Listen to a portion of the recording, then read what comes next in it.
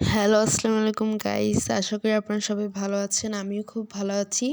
আজকে গিয়েছিলাম তিরমণি ভর্তা ভাতের হোটেলে। আমি, আমার বোন, আম্মু এবং একটা আন্টির সাথে গিয়েছিল। তো আমি লাল কালার ড্রেস পরেছিলাম। বলবেন কেমন লাগছিল আমাকে। তো এই যে যাচ্ছিলাম, গাড়িতে চলে নিয়েছি। আমরা অটোটা রিজার্ভ করেছিলাম, কারণ আজকে অনেক জায়গায় ঘুরবো। তো এই যে হোটেলটা পৌঁছে গিয়েছি। যেই ভর্তা ভাত নিয়ে নিলাম। ভর্তা 6 ধরনের ছিল, বাঁধাকপি ভাজি এবং ডিম ছিল। ভর্তাগুলোর টেস্ট এতটাই বাজে ছিল কি বলবো। এখানে কালিজিরা, আলু ভর্তা, তারপর বিভিন্ন ভর্তা দিয়েছিল। আমার একদমই ভালো হয়নি। এগুলো খেয়ে মনটা খুবই খারাপ হয়েছে, কারোই ভালো লাগেনি।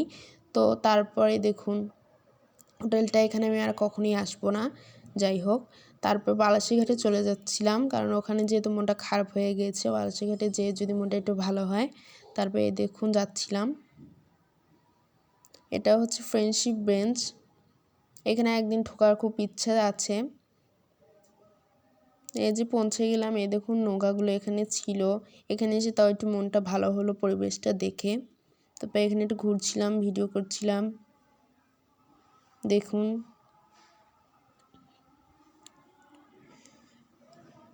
তারপরে এই যে বালাসীঘাটের ওখানে ভাবের হোটেল নামে একটি হোটেল খুলেছে, আজকে উদ্বোধন হয়েছে।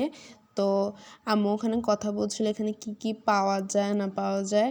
তো ওনারা বললো যে আজকে উদ্বোধন হয়েছে, আজকে কোনো রান্না বান্না হয়নি, কিন্তু তো আমি ঘুরে ঘুরে দেখছিলাম হোটেলটা। এই দেখুন কি সুন্দর।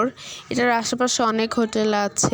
তো আমি দেখছিলাম, এই দেখুন পরিবেশটা অনেকই সুন্দর ছিল। এখানে অনেক খেলার জায়গা ছিল, যেমন স্লিপার, তারপর দোলনা আর বিভিন্ন ধরনের।